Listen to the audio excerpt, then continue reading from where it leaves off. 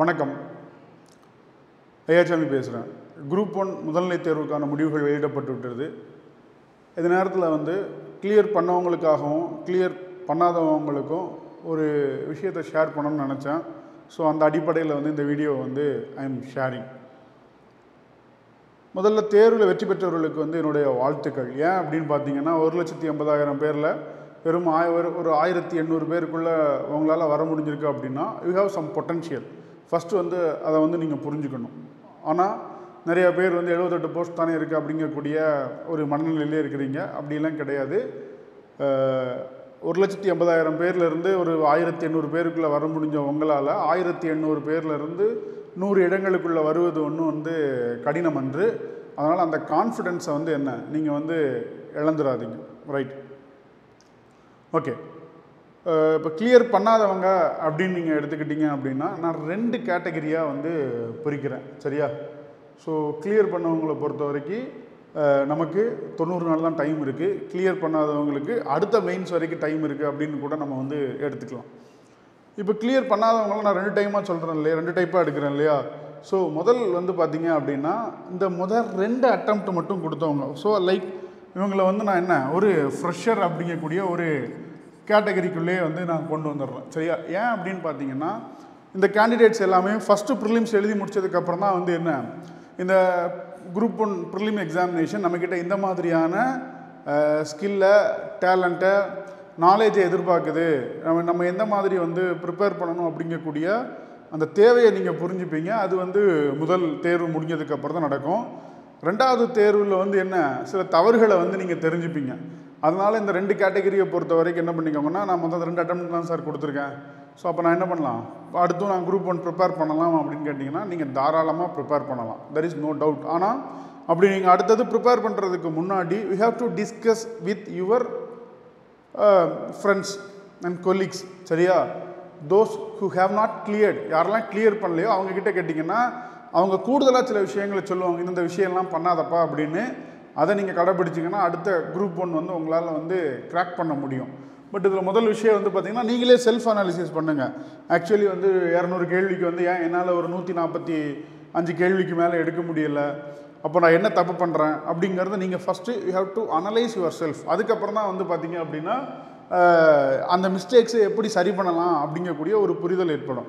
3வது தான் நீங்கள் என்ன பண்ணணும் அப்படின்னா ஒரு மென்டர்கிட்டையோ ஒரு எக்ஸ்பர்ட்கிட்டையோ என்ன யூ ஷுட் கெட் அட்வைஸ். ஏன் அப்படின்னு பார்த்தீங்கன்னா சில விஷயங்கள் உங்களால் ரெக்டிஃபை பண்ண முடியும். சில விஷயங்களை என்ன உங்களுக்கு ரெக்டிஃபை பண்ணலாம்னு இருக்கும், ஆனால் அதுக்கான ஐடியா கிடைக்காது. அந்த ஐடியாவை யார் கொடுப்பா அப்படின்னு பார்த்தீங்கன்னா ஆல்ரெடி கிராக் பண்ணவங்க இருக்காங்க இல்லையா, அவங்க உங்களுக்கு கொடுப்பாங்க. ஸோ அந்த பெர்ஸ்பெக்டிவில் என்ன நீங்கள் இது பண்ணிக்கோங்க. ஸோ ஒரு அட்டெம்ப்ட் 2 அட்டெம்ப்ட் கொடுத்துருக்கேன் அப்படிங்கக்கூடியவங்க அடுத்து ப்ரிப்பேர் பண்ணலாம். பட் இதில் பிரச்சனை என்னென்னா இப்போ இன்பிட்வீனில் குரூப் 2 ப்ரிலிம்ஸ் வருது. இப்போ நான் என்னுடைய ஃபினான்ஷியல் பொசிஷன் ரொம்ப பேடாக இருக்குது அப்படின்னு நீங்கள் இந்த கேட்டகரியில் இருக்கக்கூடியவங்க ஃபீல் பண்ணிங்கன்னா first you should focus group 2 prelims. சரியா? வேறு வழியே கிடையாது. குரூப் 2 ப்ரிலிம்ஸை நல்லா ஃபோக்கஸ் பண்ணுங்கள். குரூப் 2 மெயின்ஸை ஃபோக்கஸ் பண்ணுங்கள். தென் யூ கெட் அடுத்ததை பாருங்கள். ஃபினான்ஷியல் பொசிஷன் பேடாக இருக்கக்கூடியவங்க. ஸோ ஃபினான்ஷியல் பொசிஷன் எனக்கு ஒன்றும் பிரச்சனை இல்லை, ஆல்ரெடி நான் சர்வீஸில் இருக்கக்கூடியவங்க. ஸோ அடுத்து என்ன ஆப்வியஸாக நீங்கள் குரூப் 1 ப்ரிப்பேர் பண்ணணும்னு தான் நினைப்பீங்க. அதை நோக்கியே நீங்கள் பயணப்படுங்க. இடையில டீவியேட் ஆகாதீங்க. ஸோ கிளியர் பண்ணாததில் ஒரு அட்டெம்ப்ட் 2 அட்டெம்ப்ட் கொடுத்தவங்க இந்த மாதிரியான ஒரு முடிவுக்கு வாங்க. சரியா?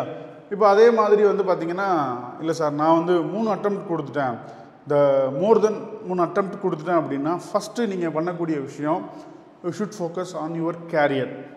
ஐ சி மெனி ஆஸ்பிரன்ஸ். சரியா? ஸோ குரூப் 1 இப்போ நிறையா பேருக்கு என்ன ஆயிடுச்சுன்னா குரூப் 1ல் சர்வீஸ் வாங்கணும் அப்படிங்கிறத தாண்டி அது என்ன ஒரு ஒரு ஒரு வெறி இல்லைன்னா வேறு ஒரு விதமாக இதாகிடுச்சு. இதனால் ஒரு ஈகோயிஸ்டிக்காக என்ன இது பண்ணுறாங்க. ஸோ அதற்கு இடையில் எந்த வேலைக்கு என்ன ஒரு ஜாப் கிடைச்சாலும் ப்ரிப்பேர் பண்ணாதது. So spending 6 to 7 8 years spend பண்ணி அதுக்கப்புறம் சர்வீஸ் ஆகினவங்களாம் 10 வருஷம் இது பண்ணி சர்வீஸ் ஆகினவங்களாம் இருக்கிறாங்க. லாஸ்ட்டு குரூப் 1 நடந்திருக்கு. அப்போ நான் என்ன சொல்கிறேன் அப்படின்னா ஈகோயிஸ்டிக்காக இருக்காமல் உங்களுடைய ஃபஸ்ட்டு நீங்கள் கேரியரை ஃபோக்கஸ் பண்ணுங்கள். ஸோ அல்டர்னேட்டிவாக குரூப் 2ல் போக முடியுமா, இல்லை எஸ்எஸ்சியில் போக முடியுமா, இந்த மாதிரியான ஆப்ஷனை நீங்கள் கண்டிப்பாக நீங்கள் பண்ணணும். அப்படி பண்ணால் மட்டும்தான் உங்களால் என்ன பண்ண முடியும்னா தொடர்ச்சியாக இந்த பயணத்தில் இருக்க முடியும். ஸோ இயர் ஆஃப்டர் ஃபெயிலு, நான் ஒன்றுமே பண்ணலை அப்படின்னு நீங்கள் நினச்சிங்கன்னா that is not right way. அப்போது உங்கள் ஈகோவை தூக்கி எறிஞ்சிட்டு நான் என்ன பண்ணணும்? ஸோ ஃபினான்ஷியலாக you have to be stand. எப்போ நீங்கள் வந்து ஃபினான்ஷியலாக இண்டிபெண்ட்டாக இருக்கீங்களோ அப்போ வந்து என்ன, you will get more clarity on preparation to. அது வந்து என்னென்னா ஆல்ரெடி இந்த மாதிரி இருந்து வேறு வேலைக்கு போயிட்டு ப்ரிப்பேர் பண்ணவங்க கிட்ட கேட்டு பார்த்தீங்கன்னா அது எந்த விதமான ஒரு எக்ஸ்பீரியன்ஸை கொடுக்கும் அப்படிங்கிறத சொல்லும். தயவு செய்து 3 அட்டம்ப்ட்டுக்கு மேலே கொடுத்துட்டேன் பட் வந்து இது அப்படின்னு. பட் இந்த இடத்துல நீங்கள் என்ன பண்ணிக்கலாம்னா உங்கள் பொட்டென்ஷியல் இருக்கலாம், புரியுதுங்களா? உங்ககிட்ட பொட்டென்ஷியல் இருக்கலாம், உங்ககிட்ட நாலேஜ் இருக்கலாம். பட் இது எல்லாமே வந்து சக்ஸஸை டிசைட் பண்ணுமானா சக்ஸஸை டிசைட் பண்ணுறது அப்படிங்கிறது இட்ஸ் எ கன்சிஸ்டன்சி. தொடர்ச்சியாக நம்ம ப்ரிப்பேர் பண்ணுறது தான் பண்ணும். ஆனால் இருந்தாலும் 3 வருஷம் அப்படிங்கிற கட்டத்துக்கு அப்புறம் முதல்ல நம்மளை எங்கேயாவது வந்து என்ன நிலைநிறுத்திக்கணும். We have to sustain first.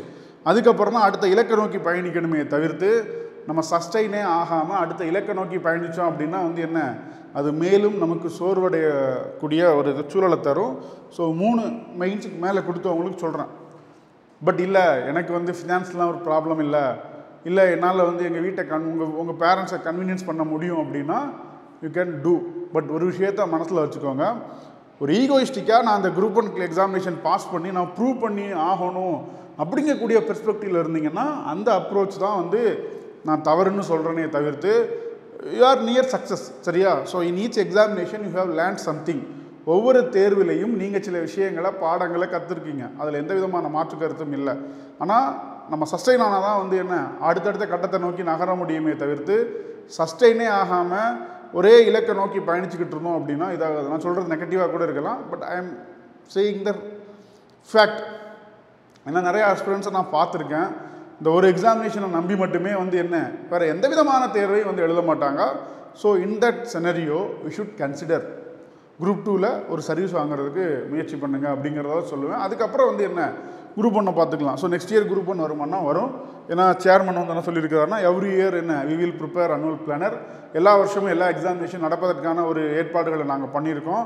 அதனால தான் வந்து என்ன எக்ஸாமினேஷனே வந்து நம்ம வந்து பிரிச்சிருக்கோம். Combined technical service, interview post, நான் இன்டர்வியூ போஸ்ட்டு, இந்த மாதிரி கேட்டகரிஸ் பண்ணியிருக்கோம். அப்போ கண்டிப்பாக 10 போஸ்ட் இருந்தாலும் 5 போஸ்ட் இருந்தாலும் வந்து என்ன வருஷம் வருங்கிறத சொல்கிறாங்க. ஸோ அதனால் ஈகோயிஸ்டிக்காக இருக்காதீங்க, 3 அட்டம்ப்ட்டுக்கு மேலே இது பண்ணக்கூடியவங்க. சரியா? அடுத்து வந்து பார்த்திங்கன்னா கிராக் பண்ணாங்க. சரியா? ஸோ கிராக் பண்ணவங்களை பொறுத்த வரைக்கும் this 90 days are very crucial. சரியா? ஸோ இந்த 90 days தான் வந்து என்ன decide your success. Decide your சக்ஸஸ்னால் அப்போ இதுக்கு முன்னாடி படித்ததெல்லாம் அப்படின்னா கிடையாது. இதுக்கு முன்னாடி உள்ள படித்ததெல்லாம் என்ன இங்கே தான் வந்து கன்சால்டேட் ஆகும். சரியா?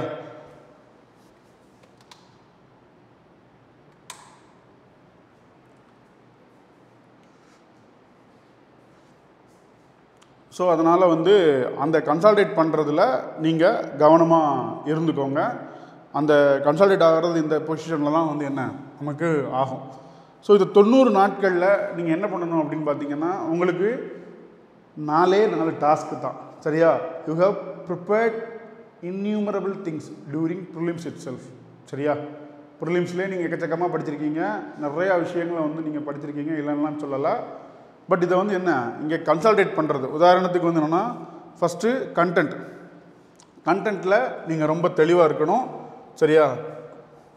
அதுக்கு அடுத்து வந்து ப்ராக்டிஸ். கண்டென்ட் இருந்தால் மட்டும் போதாது, ப்ராக்டிஸ் தான் என்ன பண்ணும் அப்படின்னா டியூன் பண்ணும் கண்டென்ட்டை. சரியா? அதுக்கு அடுத்து வந்து பார்த்திங்கன்னா ஃபீட்பேக் அப்படிங்கிறது நமக்கான லூஃபோல் என்னென்ன இருக்குது அப்படிங்கிறது சொல்லணும். அதுக்கப்புறம் வந்து என்னென்னா ப்ரெசன்டேஷன்.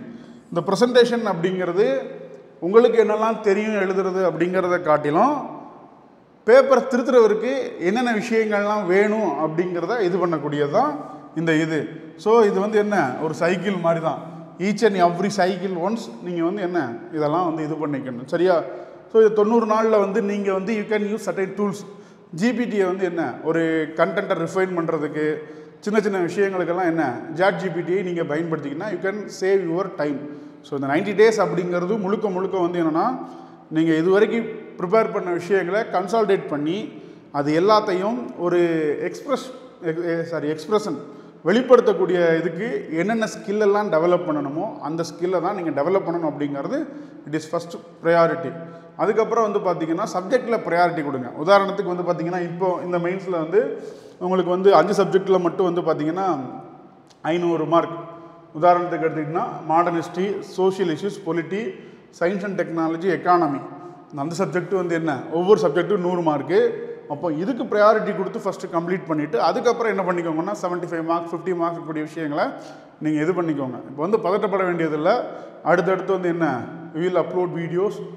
ஸோ சின்ன சின்ன விஷயங்கள்லாம் சொல்கிறேன். ஸோ கிளியர் பண்ணாதவங்க ஃபஸ்ட்டு ஏதாவது ஒரு இடத்துல போகணுங்கிறத முடிவு பண்ணிக்கோங்க. 2 டைம் எழுதினவங்க 3 டைம் எழுதினவங்க அப்படிங்கக்கூடிய விஷயத்த சொல்லியிருக்கேன். அந்த பெர்ஸ்பெக்டிவில் என்ன, உங்களுடைய விஷயத்தை உங்களுடைய கோணத்தில் இருந்து மட்டுமே அணுகுங்க. நான் சொல்கிறது வந்து என்ன, ஜஸ்ட்டு சஜஷன். அதை ஏற்றுக்கொள்வதும் கொள்ளாததும் வந்து என்ன, உங்களுடைய விருப்பம். தேங்க்யூ. அடுத்த வீடியோவில் சந்திப்போம்.